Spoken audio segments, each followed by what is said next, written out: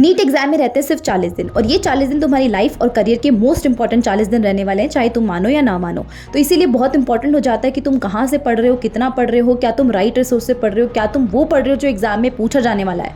तो ये सारी बातें बहुत इंपॉर्टेंट है और इससे भी ज़्यादा इंपॉर्टेंट है क्या तुम ये सब कर रहे हो वो कंसिस्टेंसी के साथ कर रहे हो, क्योंकि कंसिस्टेंसी जितनी ज़्यादा ये एग्जाम मांगता है ना, उससे ज़्यादा ये एग्जाम कुछ भी नहीं मांगता। कंसिस्टेंसी एंड कॉन्फिडेंस, ये दो चीज़ें। और कॉन्फिडेंस तब आता है जब तुम्हारे अंदर कंसिस्टेंसी होती है। तो कंसिस्टेंसी को मेंटेन कर पाना सिर्फ 1 या 2% बच्चे होते हैं जो मेंटेन कर पाते हैं। तो आने वाले 40 दिन तक मैं नहीं चाहती कि तुम अपनी कंसिस्टेंसी एक भी दिन ब्रेक करो, एक भी दिन चीट डे नहीं होना चाहिए। और इसके लिए मैं तुम्हें एक टास्क देना चाहती हूँ।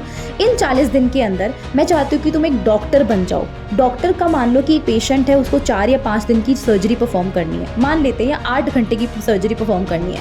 8 घंटे की सर्जरी में अगर वो डॉक्टर 2-3 घंटे भी मिस करता है तो उस पेशेंट की जान खतरे में आ सकती है। तो यही इंपॉर्टेंट है तुम्हारे लिए भी। तुम ये सोचो कि तुम एक सर्जरी परफॉर्म कर रहे हो, आने वाले 40 दिन में उस सर्जरी का रिजल्ट मिलेगा और अगर ये 40 दिन तक तुम लगातार ये कंसिस्टेंसी ये सर्जरी परफॉर्म करते हो तो उस पेशेंट की जान बच सकती है।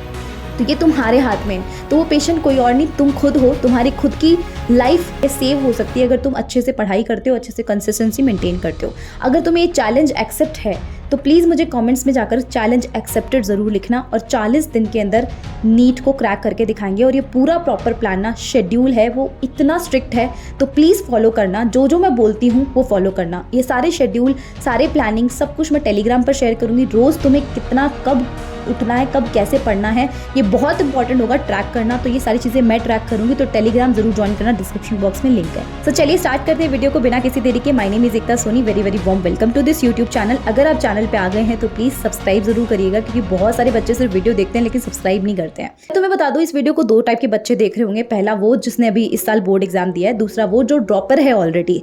तो ड्रॉपर है उसको तो खुद को पता है कि एग्जाम का पैटर्न MCQ होता है, जहाँ पर हमें मॉक टेस्ट की प्रैक्टिस करनी होती है। लेकिन जो बोर्ड एग्जाम से आया है अभी तो उसको लग रहा होगा जैसे हमारा बोर्ड एग्जाम अच्छा चला गया वैसे हमारा नीट भी चला जाएगा, लेकिन ऐसा नहीं है। लेट मी ब्रेक योर भ्रम। ये भ्रम है बिल्कुल। बोर्ड एग्जाम के जैसा नीट एग्जाम नहीं होता है। यहाँ पर पैटर्न अलग होता है, उसी के अकॉर्डिंग ही तुम्हें क्वेश्चन प्रैक्टिस भी अलग करनी पड़ेगी। यहाँ पर प्रैक्टिस भी तुम्हारी अलग होती है। तो जितनी ज़्यादा तुम यहाँ प्रैक्टिस करते हो उतना ही तुम अपने मेडिकल कॉलेज के पास जाते हो। प्रैक्टिस के दौरान तुम्हें बहुत सारे डाउट आते हैं और बहुत सारे बच्चे ऐसे होते हैं जो अपने डाउट क्लियर नहीं करते हैं। वो XYZ कोई भी रीज़न हो सकता है, उसकी वजह से उनको शर्म आती होगी डाउट पूछने में, इसलिए वो डाउट क्लियर नहीं करते। उनको लगता है कि कोई नहीं, ये तो छोड़ देते हैं, अपन एग्जाम में नहीं आएगा, अपन रिवाइज ही नहीं करेंगे। लेकिन ये तुम्हारी बहुत बड़ी मेजर मिस्टेक हो सकती है। तो आने वाले 40 दिन में एक डाउट तुम्हारे दिमाग में नहीं रहना चाहिए। अगर भी एक भी डाउट है, जितने डाउट होंगे उतना ही तुम पीछे आ चुके हो अपनी मेडिकल सीट से। तो मैं चाहती हूँ कि इस आने वाले टाइम के अंदर तुम प्रैक्टिस सबसे ज़्यादा करो। प्रैक्टिस करने के लिए तुम्हें मॉक टेस्ट करने पड़ेंगे और मॉक टेस्ट तुम हर चौथे दिन करो। 3 दिन तुम पढ़ाई करो, चौथे दिन तुम मॉक टेस्ट करो। मॉक टेस्ट करके छोड़ना नहीं, उसकी एनालिसिस करनी है। तुम्हें ये देखना है कि तुम्हारे कौन से क्वेश्चन गलत हो गए हैं, कौन से क्वेश्चन में क्या कॉन्सेप्ट लगना था। तुम्हारे पास एक कॉपी रेडी होनी चाहिए जिसके अंदर तुम सारी मिस्टेक्स को नोट डाउन कर रहे हो। तुमने 1 साल 2 साल तक ये काम नहीं किया होगा, लेकिन अब करना है तुम्हें। एक कॉपी ले लो, तीनों सब्जेक्ट्स के लिए 3 कॉपीज, और सारी मिस्टेक्स वहां पर नोट डाउन करो। और मॉक टेस्ट में भी हो सकता है तुमसे कुछ क्वेश्चन गलत हो जाए, तुम्हें डाउट आए कि वो क्वेश्चन कैसे सॉल्व होना था। तो इसके लिए मैं तुम्हें एक ऐप सजेस्ट करना चाहूंगी, फिलो ऐप। अगर तुम्हें डाउट पूछने में शर्म आती है, किसी और से पूछने में शर्म आती, लगता है सिली डाउट है, तो इस ऐप के ऊपर जाकर तुम अपने सारे डाउट्स क्लियर कर सकते हो। ऐप में जाते ही तुम्हें कनेक्ट टू ट्यूटर का एक ऑप्शन मिलेगा, जहां पर तुम अपने डाउट का स्क्रीनशॉट लेकर उसको क्रॉप करके अपलोड कर सकते हो पिक्चर को। सब्जेक्ट चूज़ करके, चैप्टर का नाम चूज़ करके प्रोसीड करोगे तो विदिन 60 सेकेंड तुम्हें एक एक्सपर्ट ट्यूटर के साथ में कनेक्ट कर दिया जाएगा, जहां पर तुम उनके साथ ऑडियो कॉल या वीडियो कॉल के जरिए अपना डाउट क्लियर कर सकते हो। उसी सेशन में अगर तुम्हें एडिशनल डाउट आए तो उसी टीचर से पूछ सकते हो, और अगर एक्सप्लेनेशन पसंद आए उस ट्यूटर की तो आप उसे मार्क एज अ फेवरेट भी कर सकते हो, ताकि नेक्स्ट टाइम कोई डाउट आए तो सेम ट्यूटर से पूछ सको। इसके अलावा मॉक टेस्ट भी यहाँ पर अवेलेबल है इस ऐप के ऊपर। अगर आपको नीट के लिए इनफ प्रैक्टिस करनी है तो भी बहुत अच्छा मॉक टेस्ट यहाँ पर अवेलेबल है। मॉक टेस्ट सीरीज़ भी है, क्वेश्चन बैंक्स भी है, तो ओवरऑल काफ़ी ज़्यादा अच्छी आपके प्रिपरेशन के लिए ऐप है। ऐप को डाउनलोड करने के लिए लिंक आपको डिस्क्रिप्शन बॉक्स में मिल जाएगा, और मेरा कूपन कोड अप्लाई करेंगे तो आपको कुछ डिस्काउंट भी मिल जाएगा। अब हम बात करते हैं कि तुम्हारी थ्योरी वाला पार्ट तुम्हें कैसे रिवाइज करना है इन 40 दिन के अंदर। तो इस 40 दिन को ना मैं 3 पार्ट्स में डिवाइड कर रही हूँ, क्योंकि मैं 40 दिन में चाहती हूँ कि तुम्हारा रिविजन जो है वो 2 बार हो, क्योंकि रिविजन जितना ज़्यादा होगा उतना ही ज़्यादा तुम्हें श्योरिटी आएगी कि तुम्हें वो चीज़ याद है, क्योंकि सिलेबस बहुत वास्ट है। तो तुम्हें रिविजन 2 बार तो एटलीस्ट करना ही करना है। तो रिविजन 2 बार करने से पहले एक बार तुम्हें कंप्लीट भी करना है। तो कंप्लीट करने के लिए मैं तुम्हें बता दूँ कि जो बचे हुए मार्च के 10 दिन है, जो 22 मार्च से लेकर 31 मार्च तक के दिन है, क्योंकि वीडियो आ रही है 21 तारीख को, तो मैं चाहती हूँ तुम 22 से ही फॉलो करो इसे।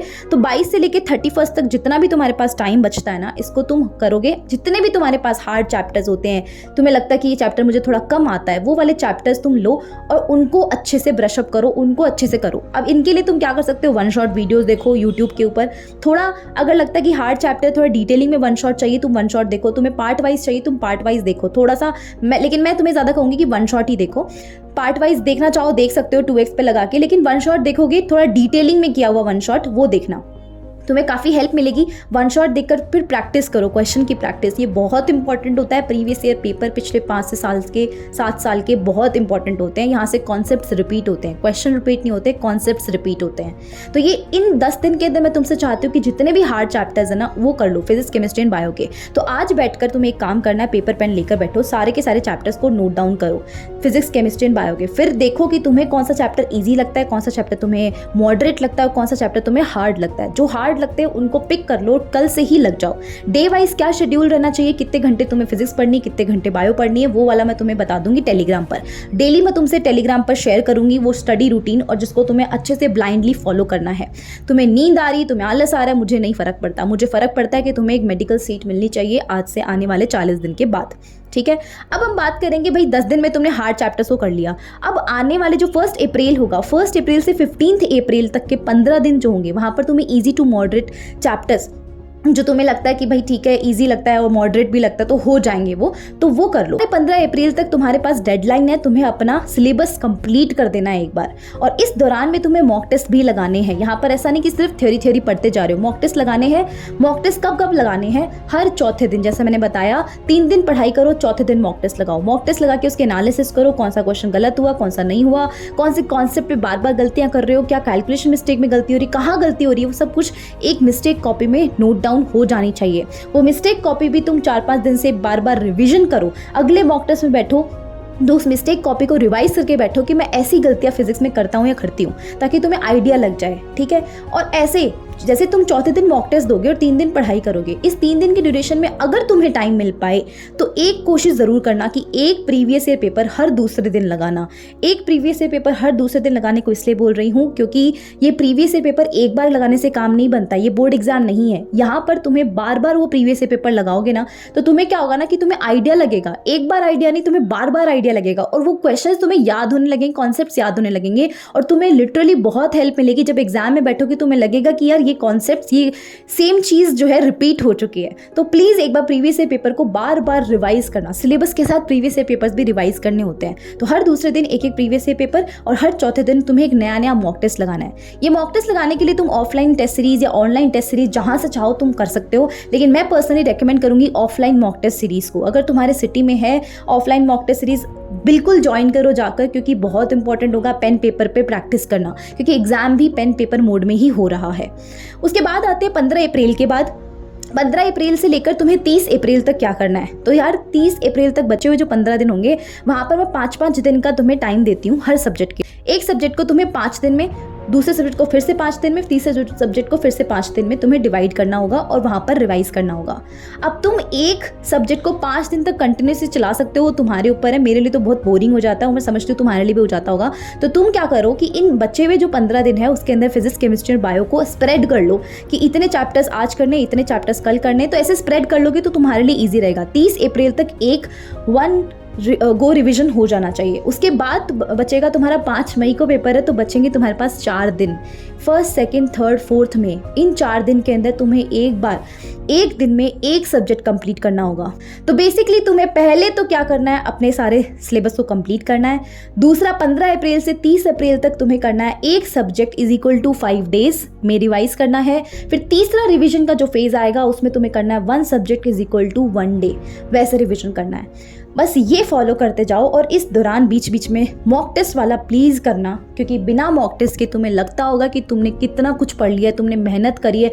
तुम चाहे जो मेहनत कर लो, कुछ काम की नहीं रहेगी वो मेहनत।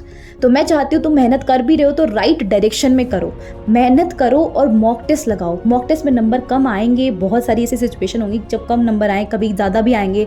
तो घबराना मत बिल्कुल भी, क्योंकि it's a part of the process. ये पूरा प्रोसेस है। NEET is a journey, it's not an exam. यहाँ पर तुम्हारे साथ ऐसे उतार चढ़ाव आएंगे जहाँ पर तुम्हारे मॉक टेस्ट में नंबर कम आ रहे होंगे, नंबर ज़्यादा आ रहे होंगे। वहाँ पर मैं हूँ तुम्हें हर टाइम गाइड करने के लिए, हर टाइम तुम्हें मेंटली स्ट्रॉन्ग करने के लिए। इस चैनल को सब्सक्राइब ज़रूर करना, क्योंकि यहाँ पर ये सारी रिलेटेड वीडियोज़, नीट से रिलेटेड वीडियोज़, CUET से रिलेटेड वीडियोज़, PCB में क्या तुम्हारे पास और करियर ऑप्शंस होने चाहिए उनसे रिलेटेड वीडियोज़, सारी चीज़ें यहाँ पर मैं तुम्हें बताऊंगी। कॉलेजेस के लिए काफ़ी सारी चीज़ें मैंने प्लान करी हुई है। प्लीज़ चैनल को सब्सक्राइब करके बेल नोटिफिकेशन ऑन ज़रूर करके रखना, ताकि आपको जब भी वीडियो आए नोटिफिकेशन मिल जाए। एंड येस, अगर तुम चाहते हो कि इन 40 दिन के अंदर तुम्हें बायो बहुत अच्छे से स्ट्रॉन्ग करनी है, तुम चाहते हो कि मैं तुम्हें बायो पढ़ाऊँ या वन शॉट्स प्रोवाइड करूँ, तो मुझे रेड हार्ट कॉमेंट्स में ज़रूर भेजना, ताकि मुझे पता चल जाए कि कितने लोग एक्चुअली में चाहते हैं। ज़्यादा लोगों की डिमांड होगी तो डेफिनेटली हम लाइव आएंगे और हम वन शॉट करेंगे, जैसे हमने 12th बोर्ड्स के लिए किया था। तो please make sure you are letting me know in the comment section, ताकि मैं उस पर वीडियोस प्लान कर पाऊँ। अगर नहीं चाहिए तो इट्स ओके, अपन कुछ और, ये जितने भी स्ट्रैटेजी रहनी चाहिए तुम्हारी, क्या रहना चाहिए मेंटली, तुम्हें क्या फील करवाना, वो सारी चीज़ें मैंने ऑलरेडी प्लान कर रखी, तो वो तो हम करेंगे ही करेंगे। So I wish you all the best, and channel को सब्सक्राइब करके, वीडियो लाइक करके शेयर ज़रूर करना उन सारे अपने फ्रेंड्स के साथ में जो अभी भी सोच रहे हैं कि पता नहीं होगा नहीं होगा। हो जाएगा, मैं बता रही हूँ ना, 40 दिन अगर तुम अपनी जी जान लगा दोगे ना, हो जाएगा। देखो, ये सोचना कि मेरा नहीं होगा और ट्राई भी ना करना, ये तो गलत हो जाएगा ना खुद के साथ, ये तो बहुत अनफेयर हो जाएगा। एटलीस्ट खुद के साथ इतना अनफेयर तो मत करो। ट्राई करने से क्यों बच रहे हो, ट्राई तो करो।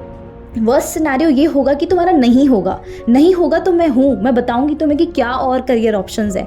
हो जाएगा तो तुम सोचो, तुम्हारी लाइफ चेंज हो जाएगी, तुम एक डॉक्टर कहलाओगे। हो सकता है तुम अपनी फैमिली के पहले डॉक्टर हो, तो एक बहुत प्राउड की बात होगी, तुम्हारे पेरेंट्स प्राउड होंगे। तो मेहनत करनी है, मेहनत और कंसिस्टेंसी। मैंने तुम्हें वीडियो की शुरुआत में कहा था, मैं तुमसे सिर्फ कंसिस्टेंसी मांगती हूँ। और इन 40 दिन में ये सोचना कि तुम डॉक्टर हो, तुम्हारे नाम के आगे डॉक्टर लगा के कमेंट्स में मुझे ज़रूर लिखना, रेड हार्ट लगा के कमेंट्स में मुझे ज़रूर बताना कि तुम्हें वन शॉट्स चाहिए कि नहीं चाहिए, प्लीज़। और चैलेंज एक्सेप्टेड, #चैलेंज एक्सेप्टेड ज़रूर मुझे कमेंट्स में लिखना, ये 40 दिन का पूरा, ठीक है। तो please do let me know in the comment section, and video को शेयर कर देना अपने सारे फ्रेंड्स के साथ, चैनल सब्सक्राइब कर देना। मिलते हैं नेक्स्ट वीडियो के अंदर। टेलीग्राम जरूर ज्वाइन करना, क्योंकि वहाँ पर मैं सारे स्टडी स्लॉट्स आपको रोजाना भेजा करूँगी, ताकि आपकी कंसिस्टेंसी मैं एकदम मेंटेन करके चलूँ, ठीक है। Bye bye, thank you so much for watching this video. मिलते हैं नेक्स्ट वीडियो में।